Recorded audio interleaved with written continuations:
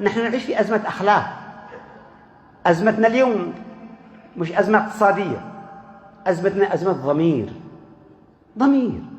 اللي احنا في الشهر الخامس والناس بلا رواتب، بلا رواتب، بلا رواتب، وتشتي مني أخرج على طول. أنا أخرج وأنا أحب سبتمبر وأكتوبر و22 مايو، كيف أخرج وأنا جوعان في قلب؟ قل لي بس عادي، لا تكونش تزعل أنت الحلا.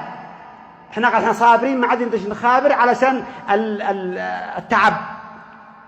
هذا أنا قاعد أخرج وأنا مستعد أخرج وأرفع العلم وأطرحها، أنا ما عندي مشكلة. لكن كيف تستني أخرج وظاهر وأعرض راتبي وأنت ما اديتش حقي الراتب، والإكرامي حقي ما جاءت، وأنا بالشهر الخامس، وأنا ببيت الإيجار، وعيالي بالمدرسة، وأنا ساكن بكنتيرة، وأنا أمشي. وين هذا سبتمبر؟ أهداف سبتمبر الستة. أول واحد القضاء على الظلم والاستبداد.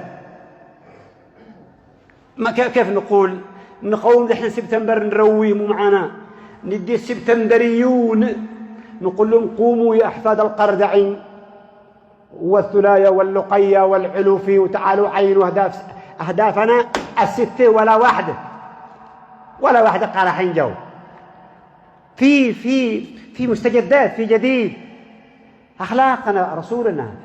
احنا ما جيناش فقط الدنيا من فراغ جينا ناكل ونشرب. احنا مش بهايم، لسنا دواب، لسنا إبل يحملونا. احنا بشر عندنا عواطف، حاسيس، مشاعر، على الأقل اشبعه واتبعه.